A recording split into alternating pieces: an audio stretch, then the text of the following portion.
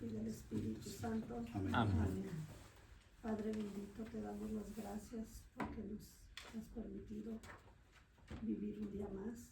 Te damos gracias por el don de la vida, principalmente por la salud, por la familia, por el trabajo, por todo lo que nos provees cada día. Te damos gracias, Señor, por permitirnos llegar esta tarde y reunirnos nuevamente para aprender de tu palabra. Te pedimos, Padre bueno, que nos llenes de la luz, la gracia y el amor de tu Espíritu Santo, para que podamos comprender, entender y que tengamos disposición de practicar y transmitir tu palabra, el mensaje que aprendamos hoy, que recibamos a través de nuestro hermano Eliseo. Te pedimos por cada uno de nosotros, estamos aquí, por los que vienen en camino y por los que no van a poder venir, Señor, para que siempre nos bendigas en todo momento. Te lo pedimos, Señor y Madre nuestra, en el nombre de Cristo Jesús. Amén. Amén. Bueno, estamos en el capítulo 2 del Evangelio de San Juan. Vamos a continuar. Pues la semana pasada estábamos hablando acerca del milagro, el primer milagro que nos habla el evangelista, que dice que fue el primero que ocurrió, aunque no sé, a lo mejor anteriormente pues ya Jesús había hecho algunos, ¿no? Pues no lo registra las Sagradas Escrituras, pero en sí gran milagro es porque el evangelista quiere relacionarlo con el Antiguo Testamento, ya que estamos hablando de la creación. Antiguo Testamento pues ya se empezó con el matrimonio entre un hombre y una mujer, y aquí en el Nuevo Testamento pues ya vemos un matrimonio también, pero que está en dificultad, y la Virgen María le pide a Jesús que haga algo por ellos, y le dice pues que se ha acabado el vino, y bueno, y ven la respuesta de Jesús cuando dice pues mujer, a ti y a mí, que por lo pronto, ¿no? Y ven la Virgen María que intercede. Y por ahí les dejaba algo que pensaran, que si la Virgen María pide un milagro o pide una intercesión. Una intercesión, ¿no? Pide una intercesión. Sí. Siempre la Virgen María no va a pedir milagros, siempre va a pedir una intercesión. Y ya de ahí te va a depender si Jesús o Dios o el Espíritu Santo lo quieren hacer. O sea, únicamente, pero como ven, nunca el Hijo le ha negado nada a la madre. Y por eso es que cuando le dice mujer, pues se está refiriendo para que se cumpla lo que ya antes había escrito el autor sagrado, bueno, que se le atribuye a Moisés, en el capítulo 3, versículo 15 del libro del Génesis, ¿no? Haré enemistad entre ti y la mujer. Y ya vemos la misma terminología que usa Jesús cuando habla acerca de María. A ti y a mí, ¿qué? Mujer. Y este es un título, no es un desprecio, es un título, porque se está cumpliendo lo que el profeta anteriormente había dicho. Ahí tenemos, por ejemplo, también Gálatas en el capítulo 4, versículo 4, cuando San Pablo le dice a los Gálatas, cuando llegó la plenitud de los tiempos, Dios envió a su Hijo nacido de mujer. O sea que siempre ese título va a ser muy especial para la Virgen María. O el otro hecho que encontramos mismo de San Juan en el Apocalipsis, en el capítulo 12, ¿no? Ahí en el capítulo 12, versículo 1 al versículo 2, ahí volvemos a encontrar otra vez este título. No es un desprecio, sino es un título. O también el Evangelio mismo de San Juan, que es el capítulo 19, versículo 25 al 26, que también le vuelve a llamar mujer.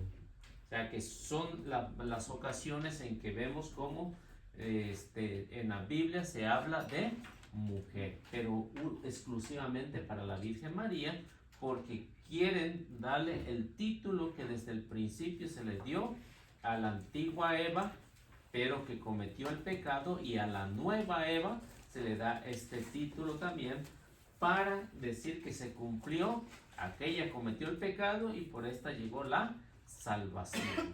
Son el título honorífico que tiene la Virgen María. Y bueno, aquí encontraremos al menos 3 puntos. 3 puntos. El primero que encontramos aquí, que hay entre ti y yo.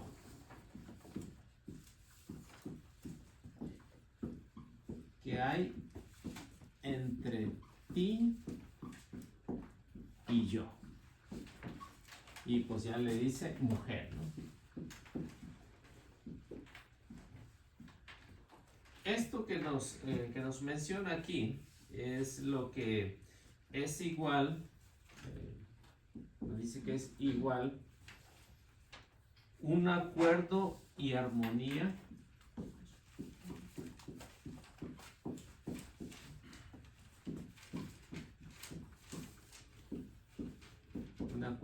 y armonía tácita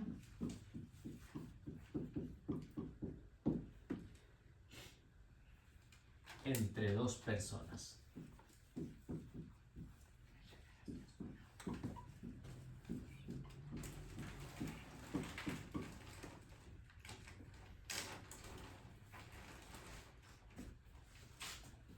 Y si no se entiende, pues pone en peligro la paz.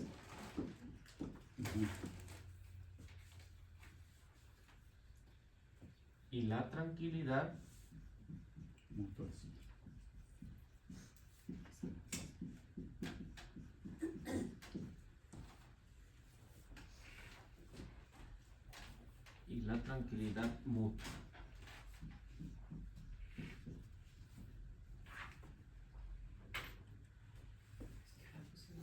Y esto se percibe en lo que es la respuesta de Jesús, ¿no?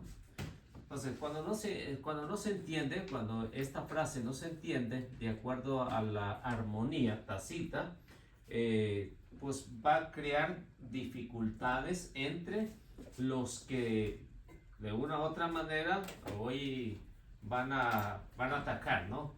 Van a atacar por ejemplo, la Virgen María, los hermanos que no son católicos, pues van a usar este término que para ellos es un término despreciativo, pero como hemos sabido, entonces si no buscan los textos y los contextos, se va a volver un pretexto para atacar. Entonces esto, cuando se entiende bien en esta armonía que se llama armonía tácita entre esas 2 personas, ¿cuál es o qué significa qué significa todo esto? Significa que esta expresión tácita es una expresión callada, silenciosa. No es un desprecio, sino que es algo reservado. Esa es la definición de esta palabra. Y esto hay entre Jesús y la Virgen María. Por eso se habla entre 2 personas. ¿Por qué? Porque según, si no se entiende, va a poner en peligro la paz. ¿Sí me explico? ¿Sí captan o no? ¿Sí? Más o menos. Entonces, cuando se pierde todo esto, pues se pierde totalmente la tranquilidad. ¿Qué es lo que hubiera hecho si se hubiera perdido esto? Muy bien, Jesús no hubiera hecho nada. Ni siquiera le hubiera dicho, llenen las tinajas, ¿no? Ni siquiera. ¿Por qué? Porque había perdido la paz, había perdido la tranquilidad. Pero como vemos que Jesús responde a lo que el evangelista nos dice, responde a la intercesión de su madre. Por este término tan embarazoso que tenían los novios, ya esposos, ¿verdad? Sí, claro. Eso es lo que el autor sagrado en esta terminología pues está tratando de explicar cuándo tiene que haber una explicación y cómo tiene que responder. Por ejemplo, hubieron muchos términos o hubieron muchas ocasiones también, ¿no? En el que tentaron a Jesús que hiciera un milagro, ¿no? Que hiciera milagros. Como en el caso de Herodes, ¿no? Cuando Jesús estaba siendo crucificado, ¿no? Le dijo que hiciera un milagro. Jesús no respondió a eso. ¿Por qué? Porque primero le estaba exigiendo. Y la Virgen María aquí no le exige nada. O sea, únicamente sus palabras, hagan lo que Él les diga o Él les mande. Entonces, esa es la primera parte. Luego, la segunda parte que encontramos o que vamos a ver, nos habla acerca de este término que encontramos, número 2, esta palabrita que es mujer.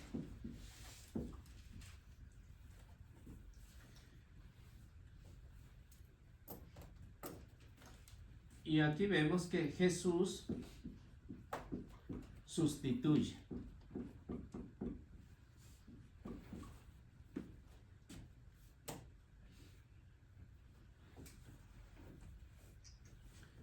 Jesús sustituye este término de madre.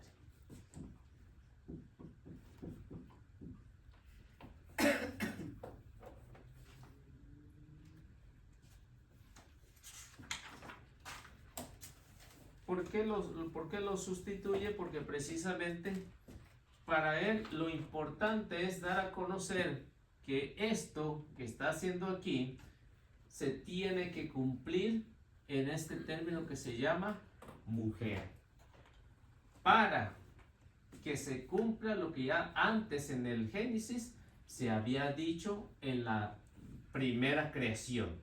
En la segunda creación que encontramos ya en el Evangelio de San Juan, rectifica que esta mujer pues ya tiene algo diferente a lo que la primera mujer ha cometido o nos mandó todo pues a cometer pecado.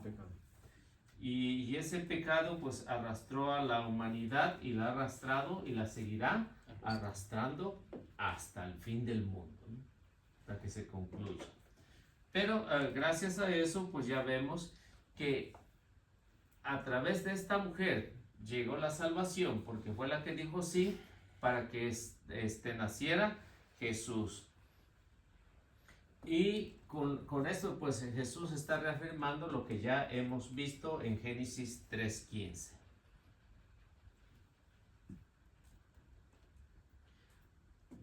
Y luego encontramos que este término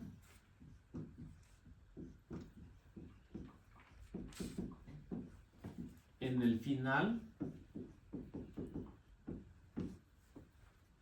de su vida, estamos hablando de Jesús, lo usó. Este mismo término de mujer. Mujer, he ahí a tu hijo, hijo, he ahí a tu madre. El mismo término que siempre usó, tanto al principio como al final de su vida. O sea, al final de su vida, aquí estaba iniciando y aquí estaba terminando su vida.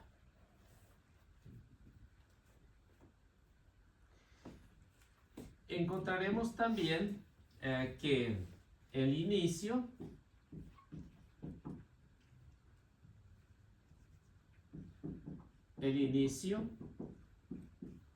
de su vida estaba expresando su calvario. Entonces, por eso es que el evangelista lo está relacionando tanto al principio como al final de la vida, para que los que vienen después puedan entender o al menos tengan una idea de este término de mujer. porque si lo usa en el inicio de su vida, cuando empieza a hacer el primer milagro, y lo usa al final de su vida, entonces, ¿qué quiere decir con esto? Que tiene un inicio y tiene un final, este nombre que él mismo le da a su propia madre. Por eso es la razón por qué no le llama madre en ninguna parte de los evangelios, ¿no? No encontramos que Jesús le llame madre, ¿no? Sino con el término de mujer.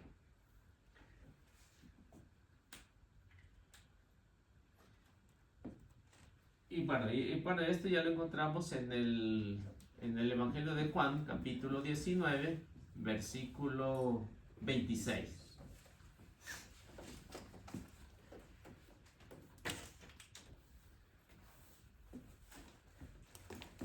Y luego llegamos al... ¿Puedo borrar esto? No, en ese momento. Ok. Ya está bien, gracias. Bueno, luego llegamos a lo que es el punto número 3, que encontramos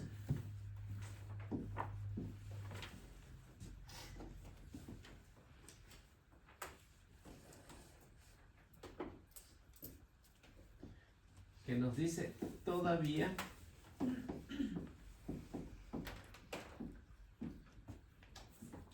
no ha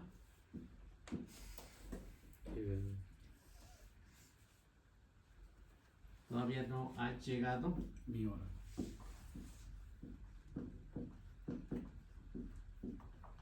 mi hora.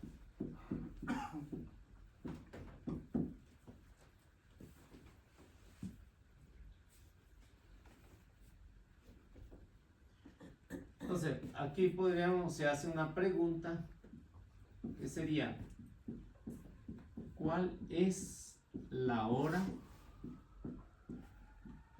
de Jesús?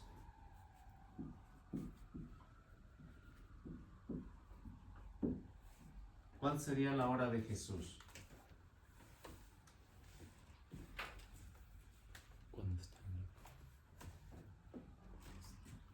Y aquí encontramos algunas respuestas que nos da o que nos ilustra pues a lo largo del Evangelio, las respuestas que el evangelista pues va a dar o va a ir poniendo en énfasis, porque si nos hacemos esta pregunta pues hay varias respuestas, ¿no? Entonces, ¿cuál sería la hora de Jesús? Entonces, primero, todavía no había llegado su hora para actuar, aunque ya se había dado a conocer lo que hemos visto anteriormente, ya se había dado a conocer cuando fue a bautizarse, ¿no? Con Juan el Bautista, los términos que hemos visto en el capítulo 1 y también en el Evangelio de San Mateo, en el Evangelio de San Marcos, en el Evangelio de San Lucas, pues ya vemos todo lo que hizo Jesús, ¿no? En esa vida que empezó en su vida pública y aunque todavía no había llegado su hora, su manifestación, pues el autor sagrado, ¿qué es lo que está haciendo? Pues dando a entender o dando a que se realice, pues, o que al término en que va a llegar, se realice la hora de Jesús. Entonces, la realización que encontramos, o la respuesta que encontramos a lo largo del Evangelio, aunque no lo vamos a ver ahorita, pero así como vayamos avanzando, pues vamos a ir viendo cuál serían las horas que Jesús iba a cumplir, ¿no? Hasta llegar al fin de su vida. En las obras es que primero Él ha venido, pero todavía no ha llegado su hora para que se realice la hora. Entonces, ¿cuál es la hora? Pues es la hora de la redención. Pero que tendría que pasar primero, ¿no? En su vida pública. Y esa en lo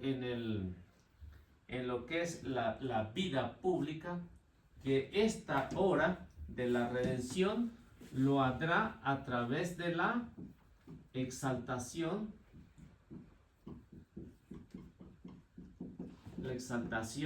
de la cruz.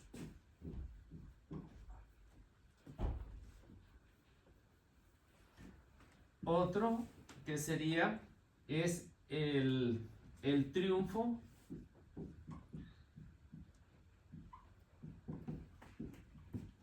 sobre Satanás.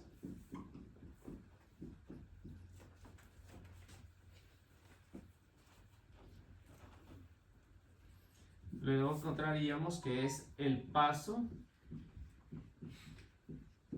de este mundo al Padre. al Padre.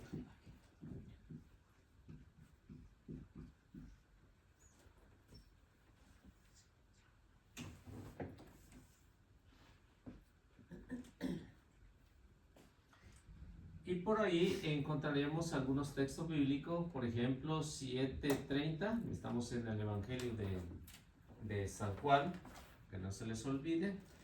Encontramos el 8:20, encontramos también el 12:33, encontramos también el versículo, no, 12:23, y luego el versículo 27, y luego ya encontramos en el capítulo 13, versículo 1, y luego también encontramos en el 17:1. Vamos a leer al menos unos dos con referente a lo que habla acerca de la hora, porque Jesús está hablando de lo que va a pasar. Por eso es la hora de Jesús. ¿En qué momento llega o en qué momento se realiza la obra redentora? Sí.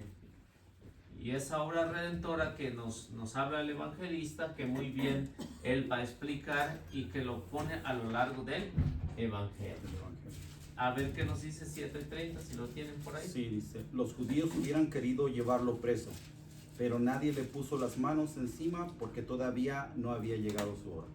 ¿Sí? Entonces, cuando vemos aquí, cuando le dice Jesús a María, todavía no ha llegado mi hora, ¿qué es a lo que se está refiriendo? Que se tiene que cumplir todo lo que está escrito anteriormente y que se va a cumplir al pie de la letra. Pero cuando habla acerca de su hora, está hablando acerca de la hora de la redención. Entonces, por eso es que se relaciona lo que es aquí de la mujer y se relaciona en el final de su vida con ese mismo término de mujer. A ver qué dice 8:20. Jesús dijo estas cosas en el lugar donde se realizaban las ofrendas, cuando estaba enseñando en el templo, pero nadie lo detuvo porque aún no había llegado su hora. Entonces, como ven, Jesús a lo que se está refiriendo cuando está hablando aquí es la preparación, ¿no? Y esa preparación, cuando llegue su hora, entonces sí, ya va a haber algo diferente a lo que estaban acostumbrados los demás judíos que no tenían una experiencia con lo que él había venido a redimir a la humanidad, es decir, a todo el mundo. Ya leamos uno más, 8:23. 12:23. Sí, 12:23. Entonces Jesús dijo, ha llegado la hora de que sea glorificado el Hijo del Hombre. Y el 27, ahora mi alma está turbada. Diré acaso, Padre, líbrame de esta hora, si precisamente he llegado a esta hora para enfrentarme con todo esto. Entonces, ¿cuál es el culmen de lo que Jesús le había dicho aquí a la Virgen María? El culmen ya viene siendo lo que es la institución de la Eucaristía. Esa es la hora. ¿Por qué? Porque encontramos que en las bodas del Cordero, ¿cómo es? Con vino, ¿no? Ujú. Las bodas del Cordero. En la boda que encontramos aquí, ¿cuál es el problema? El vino. El vino. Ese es el problema que les hace falta a los novios.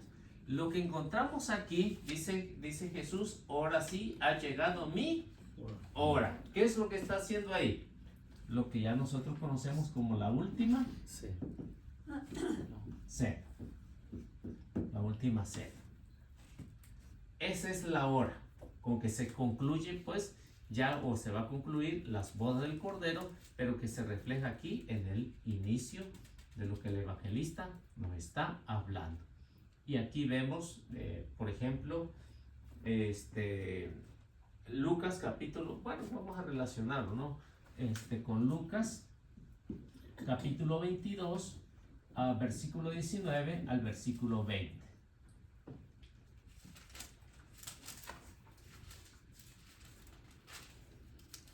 Bueno, para que tengamos una idea de lo que el autor sagrado está tratando de explicarle a la comunidad a la cual está escribiendo, que no se dejen confundir, porque aquí ya encontramos algunos problemas, ¿no?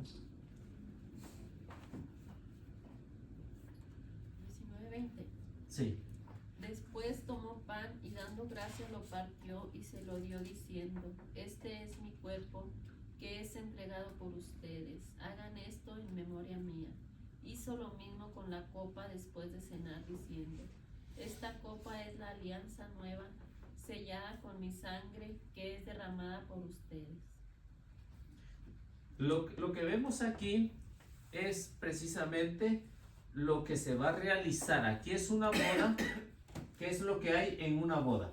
Está el alimento que encontramos aquí, que están compartiendo, pero que también están en el problema del vino. Entonces, ¿cómo lo relacionamos con la Eucaristía o con la institución de la Eucaristía? Pues bien, dice Jesús, dice el autor sagrado, que tomó pan. El pan es el alimento, ¿no?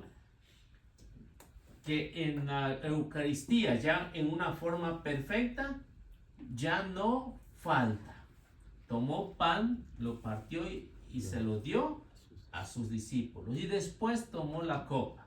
El problema que tenían los novios aquí ya no hay ningún problema, porque ya está el vino. Y ese vino nuevo, ¿qué es lo que va a representar? La sangre de Cristo, la sangre del Cordero, que muy bien lo explica aquí el Evangelio de San Juan, que ahora sí ha llegado mi hora.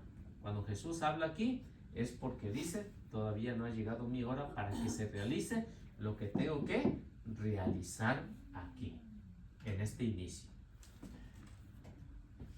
Así ya lo puedo borrar esto.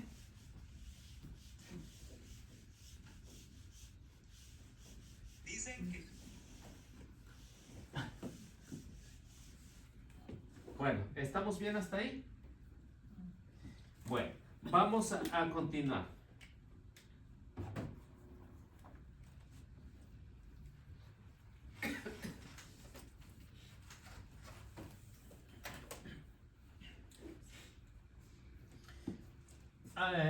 En lo que encontramos aquí en las explicaciones que nos dan es que lo que vemos aquí, que para Jesús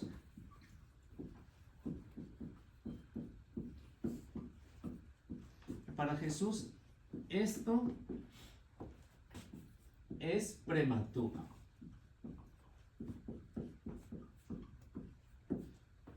¿Por qué? Porque todavía faltaba mucho tiempo para que se realizara lo que él mismo va a llamar como su última hora. Entonces esto le parece prematuro y responde de esta manera, ¿no? A ti y a mí, que mujer, ¿no? Por esa es la respuesta que le pone. Pero también vemos aquí que lo que hace María es una petición. Es una petición que ya nosotros sabemos o se traduce como una intercesión. Entonces que la Virgen María puede interceder en cualquier momento, intercedió aquí, en cualquier momento, e intercede por la necesidad.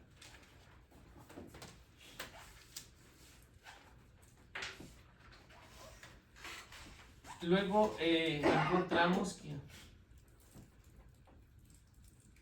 encontramos que de no ser así,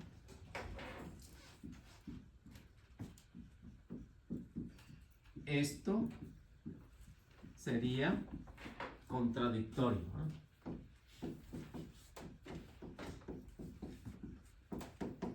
Esto sería contradictorio. ¿Por qué? Porque en este caso la Virgen María está haciendo una petición, no está dando una orden, está haciendo una petición. Porque muy bien cualquiera que le den una orden así, bravucona, ¿no? ¿Quién le va a hacer caso? O sea, al contrario, se pone también medio bravo también el otro, ¿no? Aunque sea una orden. Y de aquí a recuerdo, hay que tener la forma de cómo poder mandar o pedir, ¿no? O sea, hagan la prueba en casa y verán, ¿no? Háganlo medio bravo y las cosas no van a funcionar muy bien, ¿no? Entonces, ¿qué es lo que hace aquí? Pues la Virgen María hace una petición, pero de una manera muy correcta. A dejarle que él piense si lo va a hacer o no lo va a hacer.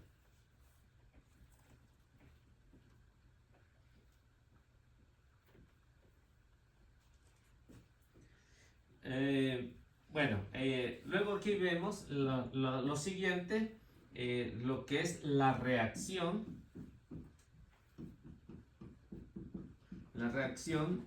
de la Virgen María.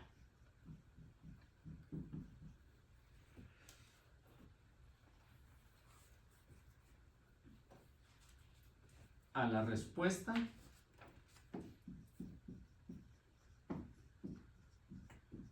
de Jesús.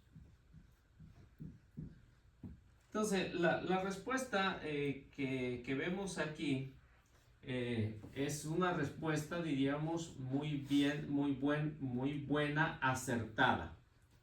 Y esta respuesta que hace la Virgen María dice: hagan lo que Él les diga, ¿no?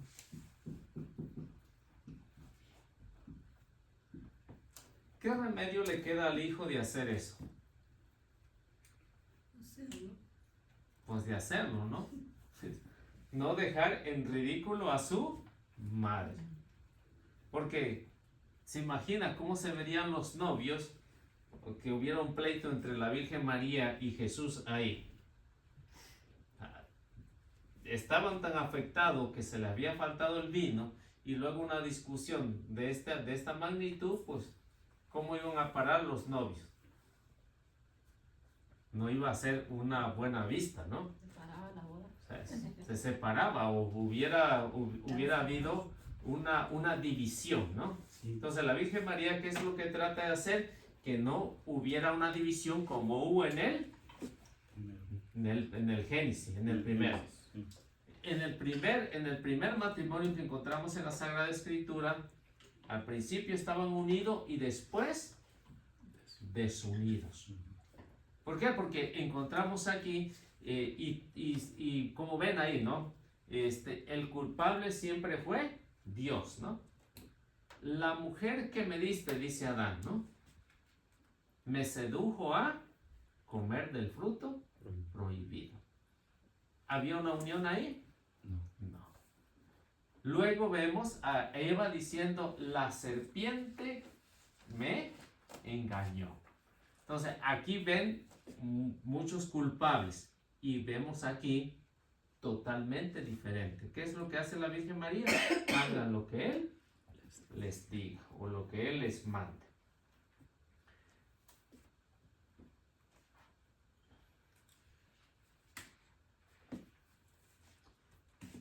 Y aquí en esta parte encontramos que nos explican que María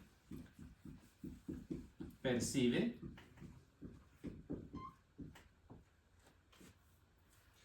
que su hijo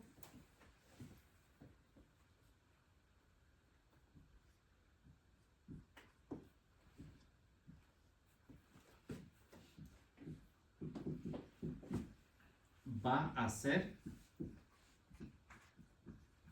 algo. O sea, conociendo a su hijo, ella figura que sí lo va a hacer. O sea, no es necesidad que entre en conflicto, sino ¿por qué? Porque conoce.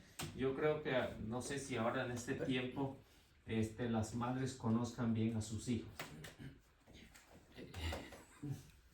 O los padres conozcan bien a sus hijos. Presiente uno. ¿Sí los conocerán bien? No. No.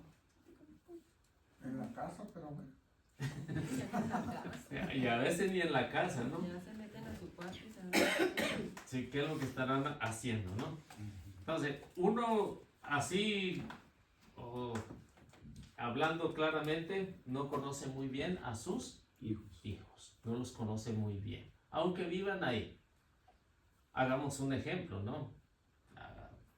¿A quién le pregunto? A quien usted quiera.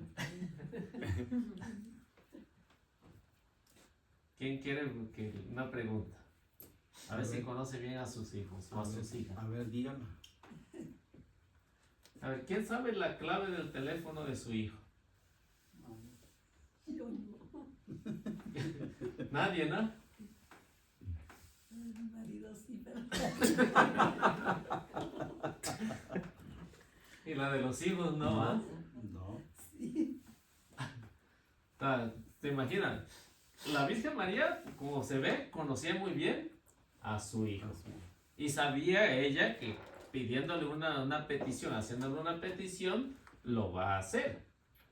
O sea, que no se va a negar. ¿Por qué? Porque lo conoce muy bien, cosa que nosotros, pues, aunque los tengamos todos los días ahí en la casa, pues no los conocemos muy bien. A veces no sabemos ni lo que están viendo en el teléfono, ¿no? Ahora, ¿no? Ni los papás, ni los hijos conocen bien a los papás. Eso es lo que tenemos hoy, ¿no? Desgraciadamente. Sí. Pero como en aquellos años no había un medio de comunicación como esto, pues a lo mejor sí le ponían más atención a los hijos a los papás, o los papás a los hijos, ¿no? Pero ahorita, a como estamos, creo que no estamos haciéndolo bien, ¿no?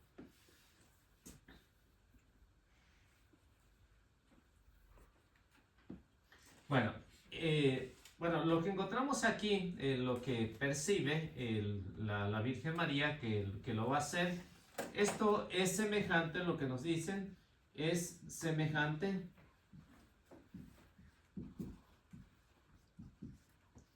a lo que encontramos del pueblo de Israel, es semejante a lo del faraón.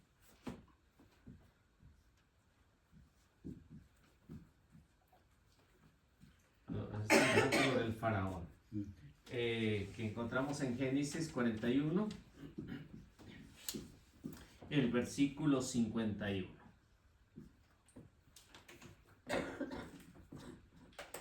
A ver qué nos dice, para relacionarlo, a ver qué es lo que nos hace pensar ahí.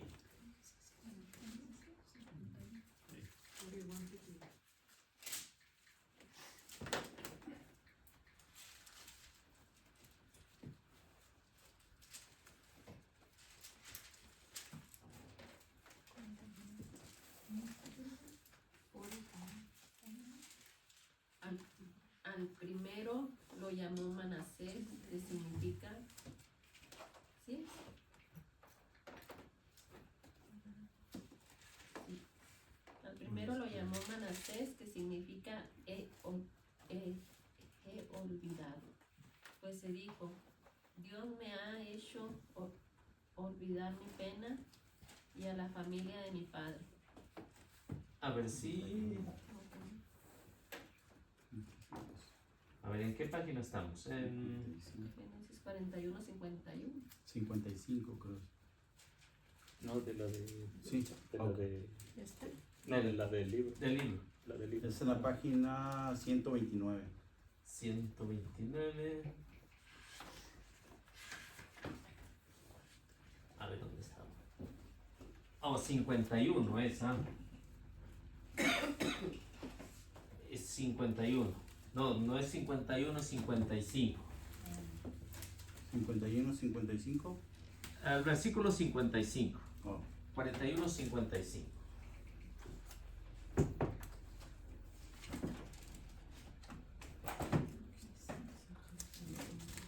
Cuando en Egipto se sintió el hambre, el pueblo pidió pan a gritos y Faraón decía a todos los egipcios, vayan a José y hagan lo que él les diga.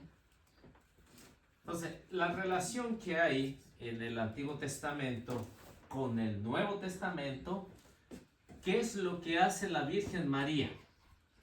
Hagan, son Lo que semejantes estas palabras, la que dice el faraón primeramente y las que dice la Virgen María después. Entonces hay algo de similitud, ¿no? Y esto se hace en el mismo pueblo de Israel. Lo que encontramos aquí acerca de José, ¿no? Estamos hablando de José en el Antiguo Testamento, cuando sus hermanos lo vendieron y fue a parar a Egipto. Y después de hacer unas revelaciones de sueño, vemos que José llega a ser segundo del faraón. Y cuando vino esta hambruna, estaba en una dificultad, ¿no? ¿Qué es lo que pasa con los novios? Están en una dificultad semejante a la que pasó el pueblo de Israel. Entonces, ven cómo el evangelista lo va relacionando, lo que pasa allá, lo transporta acá y son semejantes las Una similitud. similitudes. Entonces, son semejantes las dos. Y por eso la respuesta que usa el faraón son las mismas las que hace María. la Virgen María, para que no haya alguna dificultad o algún problemita ahí, ¿no? Entonces, esto tiene relación en el Antiguo Testamento y el Nuevo Testamento. Dos situaciones, dos dificultades que se van a solucionar, ¿no? José las pudo solucionar dándole de comer a su mismo pueblo. La Virgen María lo soluciona Dándole el vino a los. pidiendo pues la petición y haciendo que Jesús hiciera este milagro.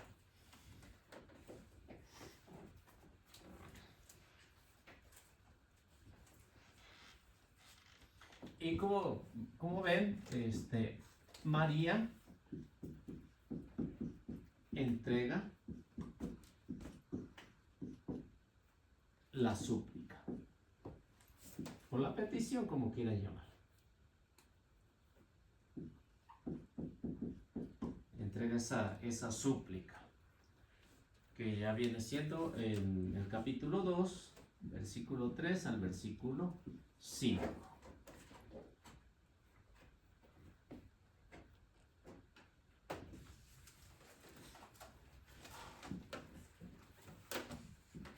Entonces, si vemos o encontramos algo diferente en lo que es en esta nueva creación que es la Virgen María, ya en una forma perfecta de lo que es la nueva creación. Y en el caso, por ejemplo, de lo que es María y Marta, exige, ¿no? A diferencia de la Virgen María, cuando su hermano Lázaro ha fallecido, no, si hubieras estado aquí, mi hermano no hubiera muerto. Entonces ven la diferencia entre uno que exige y uno que hace una súplica o hace una petición. Son totalmente diferentes.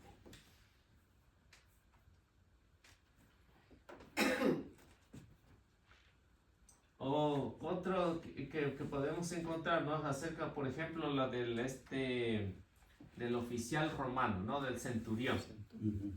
O sea, otra relación. ¿Qué es lo que hace el centurión? Únicamente hace una súplica, ¿no? Hace una súplica. Nada más. Y ya depende si lo quiere hacer Jesús o no lo quiere hacer. Y Jesús pues hace el milagro, ¿no? de este oficial romano. Entonces hay hechos en el que encontramos que se hace una súplica y Jesús accede muy fácilmente, como en el caso del vino.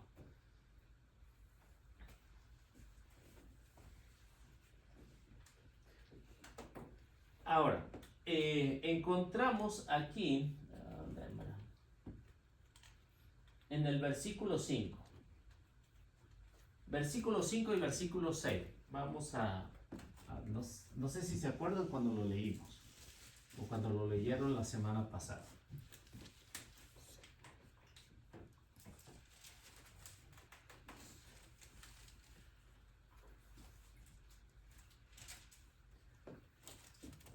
¿Sí se acuerdan o no?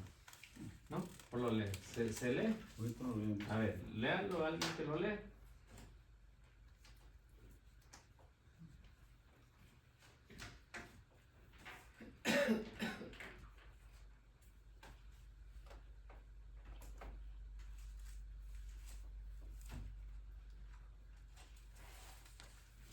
Dijo versículo 5. Bueno, versículos, léale del versículo, más bien del versículo 6 al versículo 10. Es donde vamos a entrar hoy. La primera escena que encontramos es del versículo 1, estamos en el capítulo 2, es una primera escena del versículo 1 al versículo 5. La segunda escena que vamos a ver es una segunda escena, es estamos capítulo 2, versículo 6 al versículo 10, una segunda escena.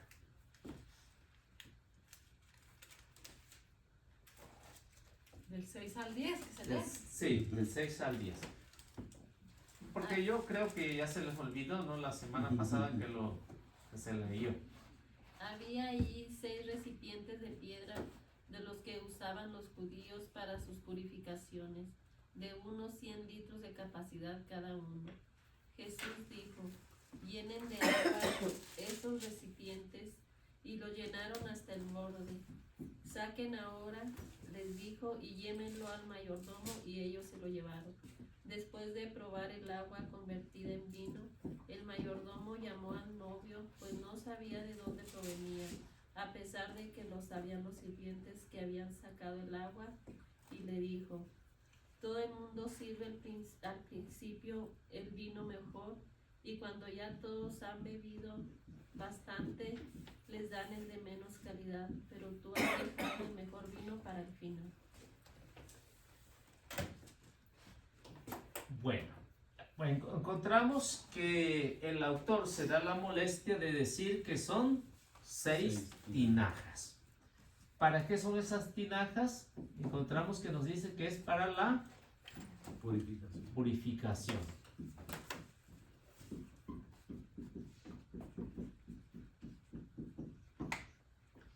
¿Por qué 6 tinajas y no 7 o no 8? Sería una pregunta que nos saldríamos, no sé si se la han hecho, pero ¿por qué 6 tinajas y no 8 o 9 o 3 o 2? ¿Para qué quieren tanto, no? O sea, 6 tinajas, 100 litros de capacidad cada una. Serían 600 litros. Eso sería bastante agua, ¿no?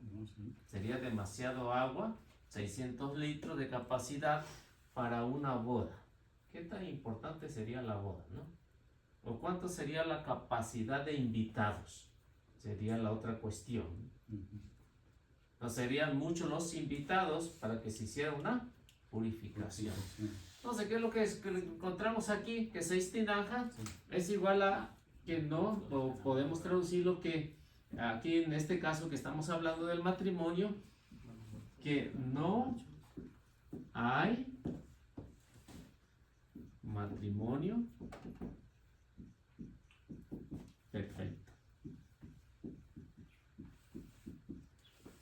matrimonio hay perfecto aquí. Bingo. Ni en el vino lo hicieron bien, ¿no? O sea, que el matrimonio, los matrimonios nunca van a ser perfectos mientras estén con vida. ¿Cuándo van a llegar a la perfección? Después. Se aguantaron, ¿no? Se aguantaron todos esos años, entonces sí van a llegar a la perfección. Pero mientras estén aquí, por eso se habla de 6 tinajas, que no hay matrimonio perfecto. Ahora, ¿por qué dice que es para la purificación? Porque los matrimonios se tienen que estar purificando.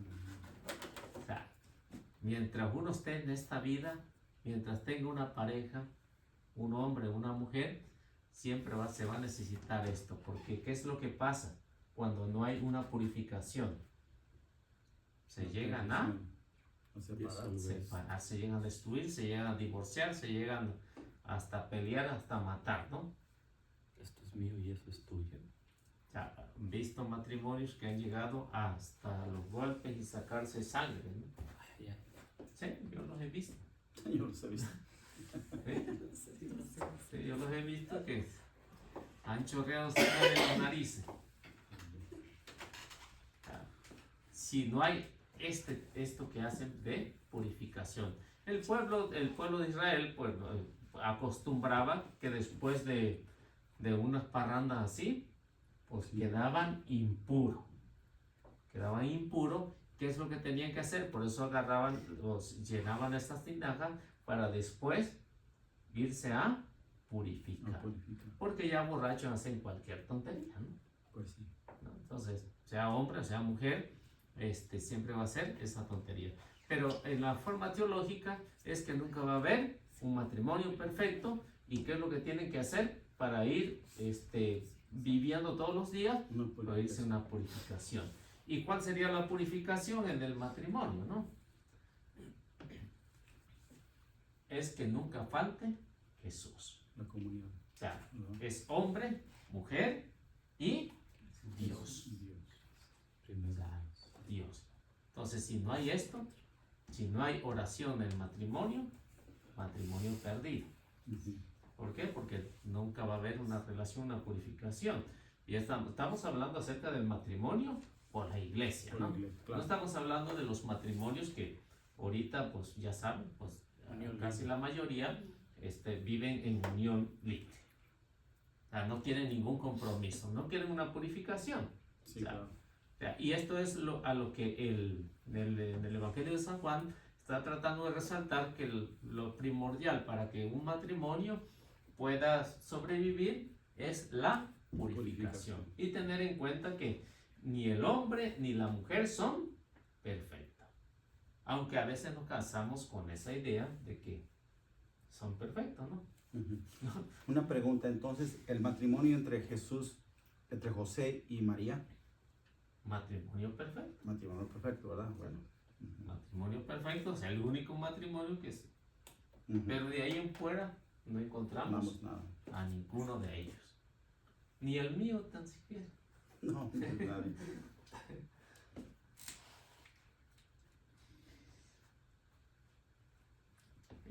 Bueno, y aquí, después de la boda, pues hacían su rito, los judíos hacían una especie de rito para la purificación para todos los que habían participado en una impureza. Y hay un texto bíblico, por ejemplo, en Marcos, a ver si lo podemos leer, Marcos capítulo 7, versículo 2 al versículo 4. Para hablar un poquito de lo que nos habla acerca de la purificación, del ritual de la purificación.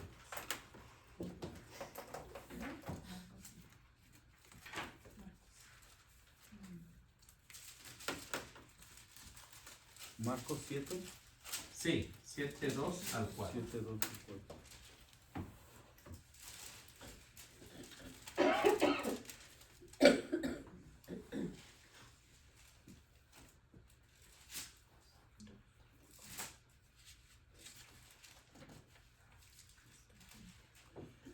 Esta gente se fijó en que algunos de los discípulos de Jesús tomaban su comida con manos impuras, es decir, sin haberse lavado antes.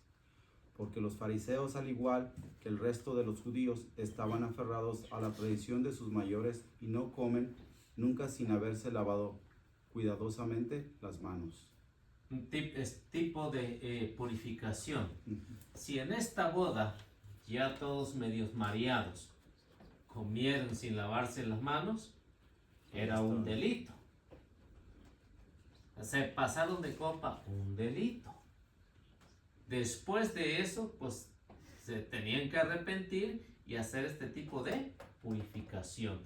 Por eso es que en estos 600 litros que teníamos, que tienen aquí los novios, es una especie de rito que se tienen que bañar, se tienen que purificar, pero tienen que hacer el rito. Semejante a lo que encontramos aquí, eran reglas, eran leyes que tenía el pueblo de Israel. Más se veía esto en este grupo de los fariseos.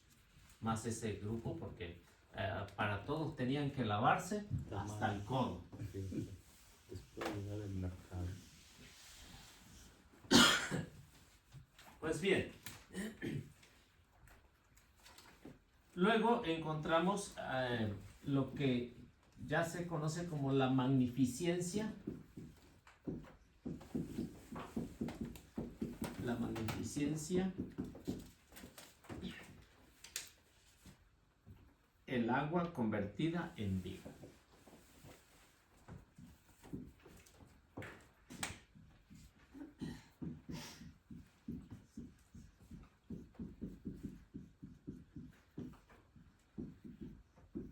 Entonces, algo sobre el sobrenatural, que esto va a significar, esto significa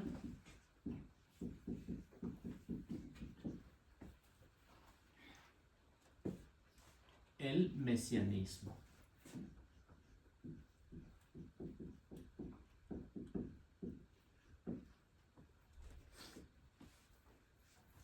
Lo que el autor sagrado pues ya pues va a hacer resaltar en esta magnificencia, o sea, la manifestación de Jesús como Dios, es convertir o hacer algo sobrenatural. No es lo natural que haya sucedido aquí, sino es algo sobrenatural que ya se va a dar a conocer lo que es el mesianismo. Jesús como Dios, la manifestación oficial, ya no, porque ya es el primer milagro que encontramos, que nos habla el evangelista, el mesianismo oficial, a lo cual pues va a dejar huella en este matrimonio Jesús.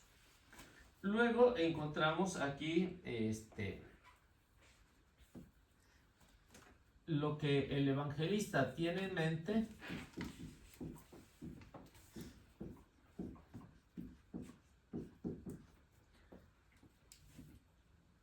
Bueno, estamos hablando de Juan, es la plenitud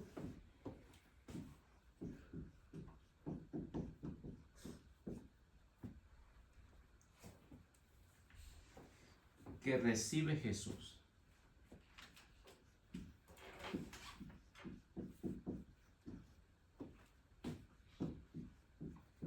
Y esto porque ya anteriormente pues ya lo habíamos hablado en Juan 1:16, ¿no? Yo creo que sí se acuerdan, ¿no? Lo que el evangelista habla aquí en esta parte de Juan 1:16. ¿Sí se acuerdan? Sé que ustedes tienen buena memoria.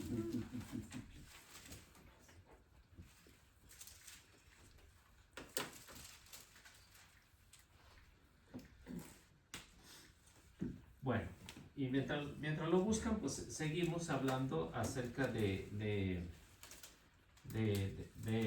este gran milagro. Entonces, encontramos que también a la abundancia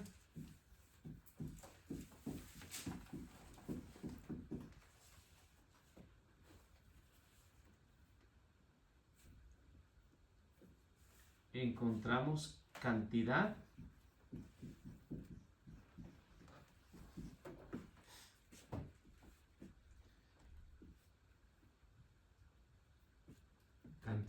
y añade calidad.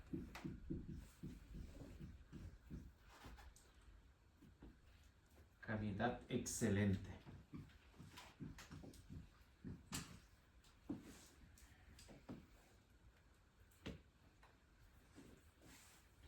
Calidad excelente en el vino. Ahora sí, ¿encontraron?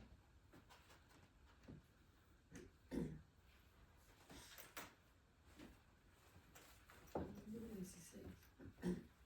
De su plenitud hemos recibido todos y cada don amoroso preparaba otro. Entonces, Juan ya tiene en mente lo que, bueno, ya conoce a Jesús y tiene en mente lo que él va a proponer después, que aquí se cumple lo que es la plenitud, donde se convierte el agua en vino, hace su manifestación, hace la magnificencia de su manifestación y lo hace aquí primeramente y después lo transporta en lo que yo ahorita estamos viendo en el capítulo 2. ¿Qué es lo que hace? Hay una escasez. Jesús hace la abundancia, es decir, que no se conforma con una mísera, ¿no? Sino se conforma en la abundancia, en la necesidad. Pero no nada más se queda aquí, sino se va a la cantidad. Muy bien, ¿qué es lo que hubiera hecho Jesús? Jesús no hace este milagro para impresionar, eso que nos quede claro. No hace el milagro para impresionar. A Jesús le hubiera bastado nada más decir, ¿quién quiere vino? Levante la mano. Todos levanten la copa acá. Pum, pum, pum, se la hubiera llenado, ¿no? O a ver, ¿quién quiere vino? Todos, a ver, se les llene la panza de vino. ¿No? Muy bien lo hubiera podido hacer, pero Jesús no quiere hacer ese tipo de milagro, sino quiere hacer primero uno que sea en abundancia, que dé para todos, pero lo hace con una cantidad, 600 litros de capacidad que tenía para emborracharse. Aparte de eso, le pone la calidad, que es importantísima, ¿no? ¿Por qué? Porque el maestro de sala, ¿qué es lo que hace? Las demás bodas que dice que he organizado, ¿no? Aunque no lo dice textualmente, ¿no? Dice, muchos dejan el buen vino Para el principio. en el principio. Y ya cuando están borrachos, ya no le importa tomar del 99, ¿no? O sea, cualquier cosa que atonte, se lo toma. Y esto le dice la calidad. Y dice, y tú has dejado lo mejor para el final. Es decir, que la calidad tiene que ver mucho. Excelente el vino. Aparte de eso, es muy generoso. Entonces, si vemos aquí el pensamiento del maestro de sala, que dice la importancia que tiene que ver en una boda, o que tiene que ser en una boda, tiene que tener estas tres: abundancia, cantidad y calidad. ¿Y por qué? Para ellos el vino era signo de alegría. Y muy bien que se ponían, ¿no? Muy contentos. Y aparte de eso, pues gratis, ¿quién no? A los que les gusta, ¿eh?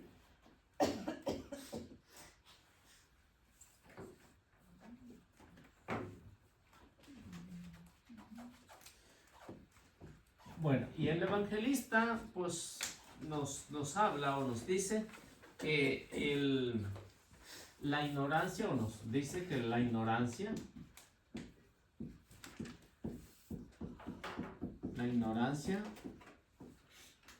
del maestro el maestro de sala. Ese es el que ponía todo lo, si estaba bien o no estaba bien. Entonces la ignorancia del maestro de sala sobre el origen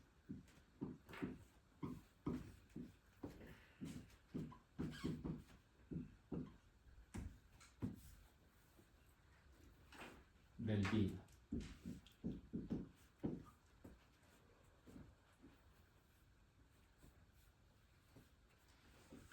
Entonces, esto que encontramos que es igual o semejante, o pongamos igual o semejante,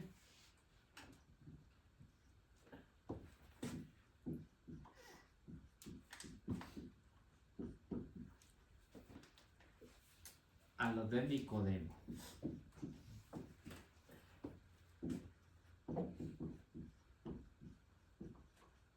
Ya encontramos ahí mismo en el capítulo 3, el versículo 8. O también de la samaritana.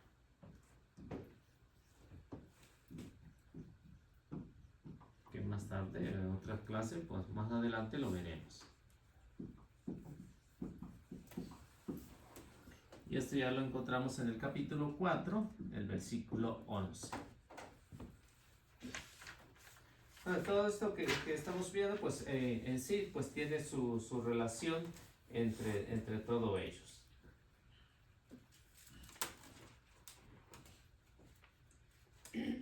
Aunque no hemos llegado ya al capítulo 3, pero aquí vemos una ignorancia del maestro de sala, aquí vemos la ignorancia de Nicodemo,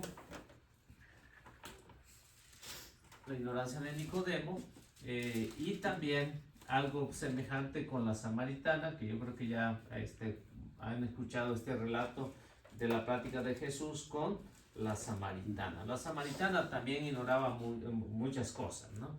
Pero se deja al descubierto ahí con Jesús. A ver, ¿quién tiene 3:8?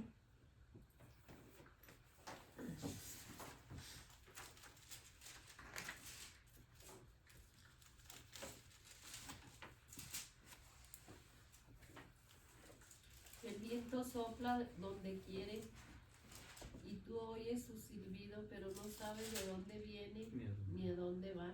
Lo mismo le sucede al que ha nacido del Espíritu. Nicodemo, cuando fue a ver a Jesús, lo hizo de noche, dice, ¿no? El evangelista.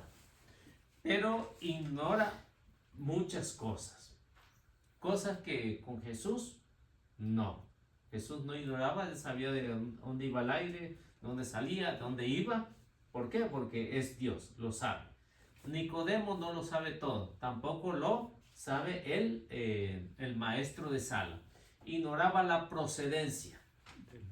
O sea, nunca se imaginó que estaba tomando de un milagro. Y por eso cuando dice, ay, es lo mejor que he probado, seguramente a este tipo lo habían contratado en muchas otras bodas y había pasado también por algunas dificultades. Pero cuando llega aquí, pues ven la dificultad, pero también sabe que no sabe cuál es la procedencia. ¿Por qué? Porque hay una mujer que ya intercedió y que ha hecho lo posible para que los novios puedan realizar su boda muy bien. Y en 4:11, no sé si lo tienen. Ella le dijo, Señor, no tienes con qué sacar agua y el pozo es profundo. ¿Dónde vas a conseguir esa agua viva? Entonces, la samaritana ignoraba también cosas. Ahora, aquí también, para que se realice un milagro, tiene que haber la participación de los que están involucrados ahí. Bueno, ya hemos visto quién estaba involucrada ahí, ¿no? Estaba la Virgen María. Y luego ella ve a los sirvientes, encontrando también a los sirvientes. los sirvientes, porque era su trabajo, tenían que obedecer. Algo curioso que encontramos aquí, en este término, que los sirvientes aquí pues obedecieron. Entonces hubo una participación de ellos. Pero por lo regular, un sirviente no estaba obligado a obedecer a un extraño. ¿A quién le tenían que obedecer? Al maestro de sala, nada más. ¿Qué hubiera pasado si los sirvientes no hacen eso? No hay vino. No hubiera habido un milagro. Entonces se necesita, para que se realice un milagro, se necesita la participación de los demás. Porque de no ser así, vemos aquí la humildad de los sirvientes. Obedecerle a alguien, ¿no? Que a lo mejor nunca lo hayan visto, ¿no? Cuando Jesús les dice, llenen esas tinajas, hicieron los sirvientes, hicieron lo posible. Cuando alguien tenga que pedir un milagro, entonces tiene que hacerlo a través de la Virgen María. La Virgen María, ¿qué es lo que hace? Entonces, ahí están los santos, ¿no? Están los santos para que intercedan por nosotros. No sé si ustedes o algunos tienen un santo de su devoción, ¿no? Al que son devotos. A nadie. A nadie. No, es recomendable, si no, pues la Virgen María, pues tiene que pedir su intercesión. Ella tiene un ángel.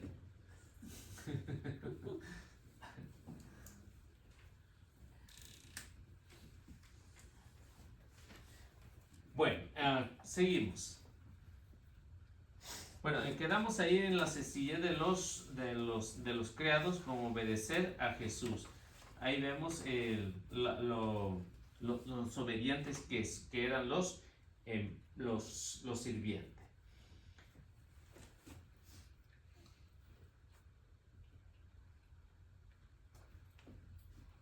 Luego, me quedé aquí.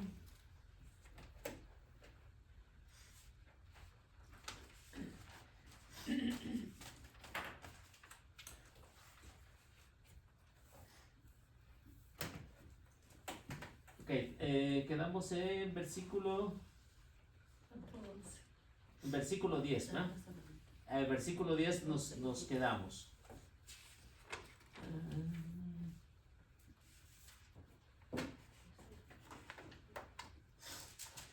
Bueno, luego llegamos al capítulo 2, versículo 11. Que ya encontramos conclusión.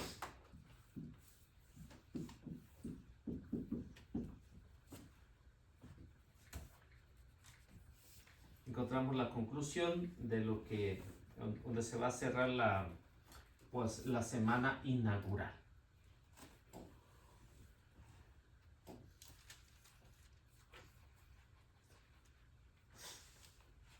Bueno, y dice, esta señal milagrosa fue la primera y Jesús lo hizo en Caná de Galilea, así manifestó su gloria y sus discípulos creyeron en él. En esta conclusión que vemos aquí, lo que el evangelista está presentando es que el primero es el principio, dice. El principio de los signos.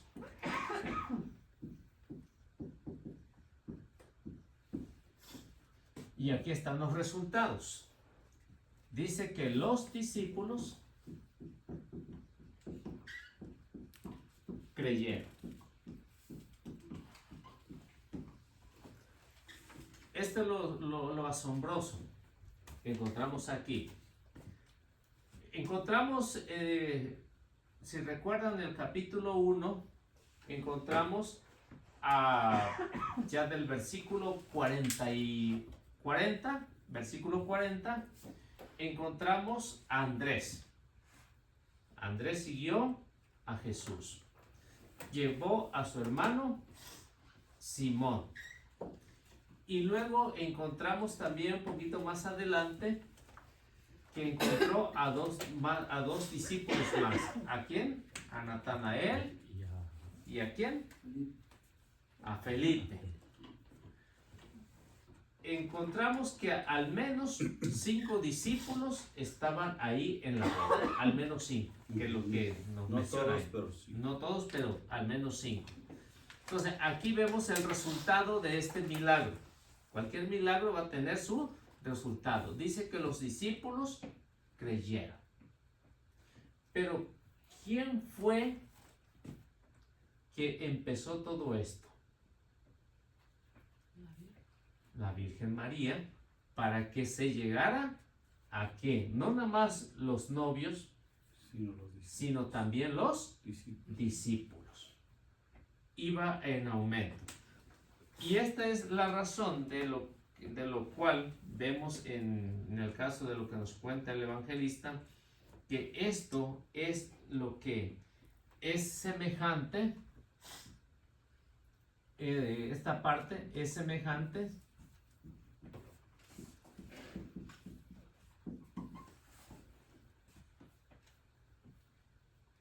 a lo que encontramos en Génesis 1:27 al 28.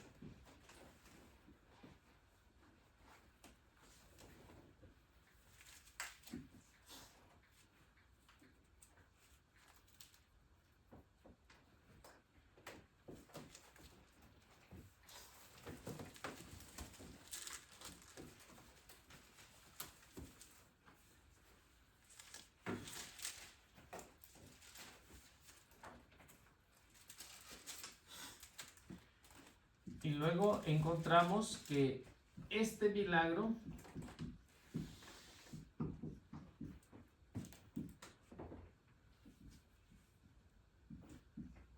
está orientado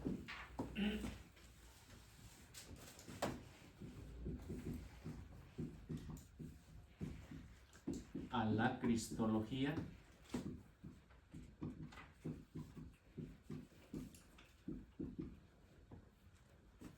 Está orientado a la cristología del cuarto evangelio.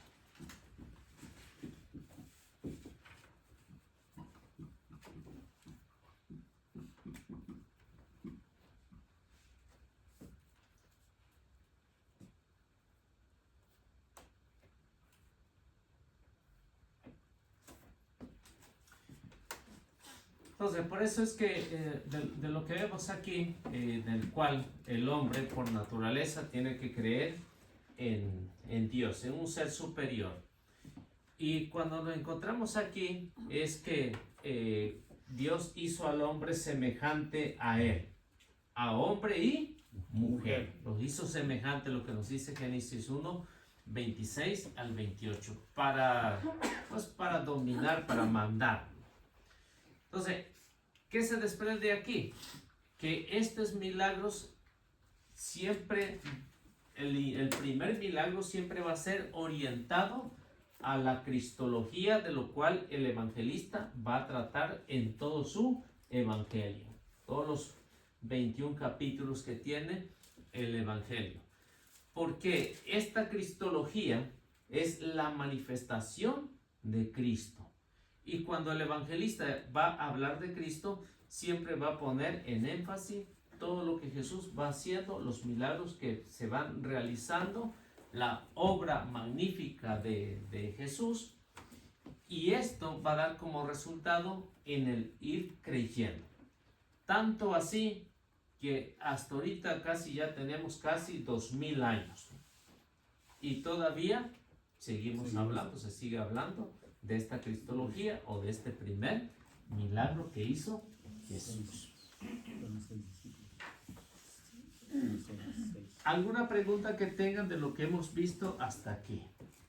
¿Eran 5 o 6 discípulos? 5 de lo que nos habla en total, ¿no? Sí. Es Andrés, Simón, Felipe, Natanael y, como él se pone, el discípulo amado, ¿no? Ujú. Juan. Y Juan. Él hice una pregunta. ¿Cuál de todos los apóstoles le tocó predicar allá por los Europa Este? Natanael. Y ¿Como qué países sería? Como el lado de Ucrania, como el lado de Bosnia, toda esa parte. Si no mal recuerdo, Simón. Simón el cananeo y Judas, algo así. Judas Tadeo, ¿eh? Sí, Judas Tadeo. ¿Judas? Judas Tadeo. ¿En qué cita bíblica podría investigar eso? No, eso no lo habla en la Biblia, en la historia. O sea, la vida de todos los discípulos no lo habla en esta parte. No habla nada de ni cómo murieron, ni qué fue lo que hicieron después. No habla nada. Pero la historia nos narra a dónde fueron a predicar cada uno de los discípulos y de qué manera fueron martirizados todos ellos. Estoy muy impresionada porque nuestros países son católicos, ¿verdad? Estados Unidos es católico, pero esa parte, el país entero son católicos. O sea, es una grande fe de todo ese pueblo. Es muy, muy increíble toda esa parte. Estoy muy sorprendida por eso. Sí, y pues, bueno, de esos países, pero no toda Europa es así en la actualidad ya, ¿no? O sea, no todo Pero Europa. es increíble que, por ejemplo, toda Ucrania sean tan devotos del cristianismo. Sí, Por ejemplo, todo el pueblo de Bosnia, o sea, se respira puro cristianismo. sí. Y realmente no entiendo, creo que sí nos superaron en fe. No, A sí. los centroamericanos, a los americanos. Sí, de eso sí, porque tienen su fe muy arraigada de lo Al que, 100%. sí, de lo que hicieron pues los discípulos en su evangelización. Sí. Es que desde que tú llegas, respiras puro cristianismo ahí. Ujú. Es increíble. Ah, Sí, hasta en las películas se mira. Hasta en las películas se mira de ellos de que son muy cristianos. Sí. Muy buenos cristianos.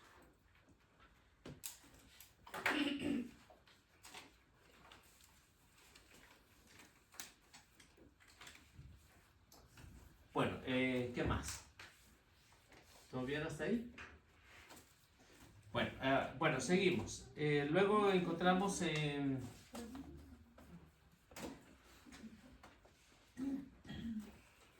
que, bueno, ahí en ese inicio encontramos que ya los milagros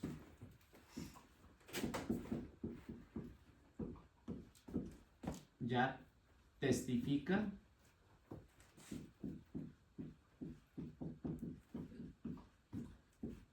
del Padre, Hijo y Espíritu Santo.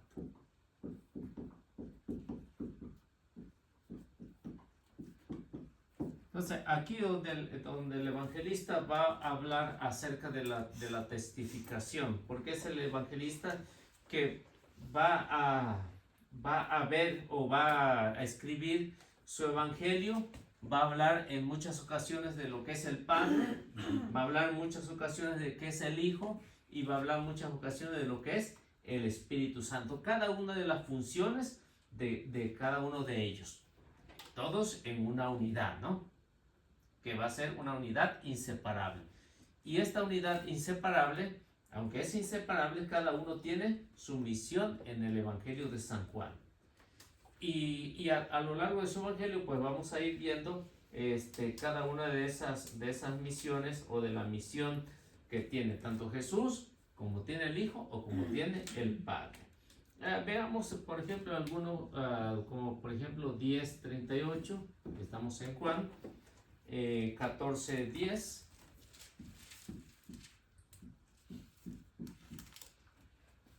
Otro puede buscar 20:30. Ya son 8:30 ¿Ya? deseo. Bueno, al menos el 10:38.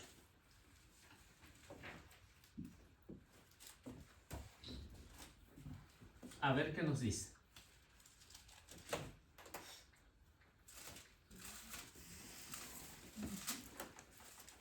A ver qué no tiene. Pero si las hago, si no me creen, a mí crean a esas obras para que sepan y reconozcan que el Padre está en mí y yo en el Padre.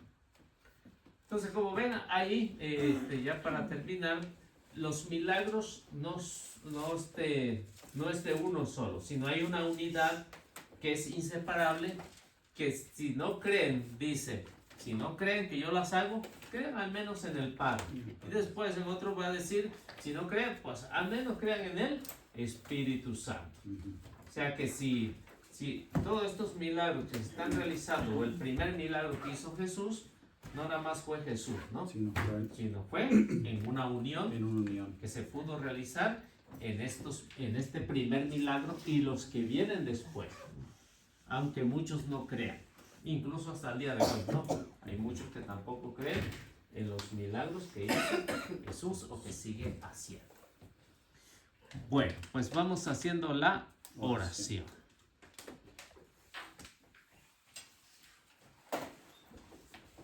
En el nombre del Padre, del Hijo y del Espíritu Santo.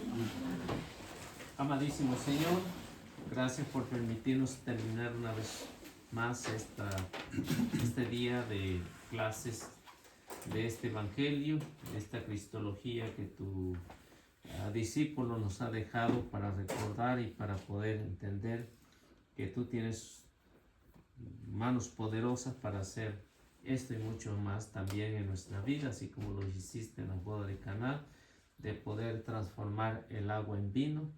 También te pedimos que nos puedas transformar cada uno de nuestros corazones para seguir adelante en este camino y así poder llevarlo a todos los que nos necesitan. Bendice también a todos los que hoy en este día no pudieron asistir a las clases y por todos los que van a ver este programa a través de este canal que tú, Señor, pones para seguir evangelizando. También te pido por cada uno de estos hermanos que están aquí para que los lleves con bien a sus hogares y que no les pase nada en este camino hasta llegar a sus casas. También encomendarte, Señor, por todos nuestros familiares que están enfermos para que a través de nuestras oraciones podamos interceder. Y a ti, Mamita María, te pedimos que interceda por cada una de nuestras necesidades y que nos des tu bendición en esta noche y que podamos descansar para que mañana podamos despertar y alabar a tu amadísimo Hijo, nuestro Padre Celestial y el Espíritu Santo. Amén. En el nombre del Padre, del Hijo y del Espíritu Santo. Que Dios me los bendiga y nuestra Madre Santísima los acompañe siempre.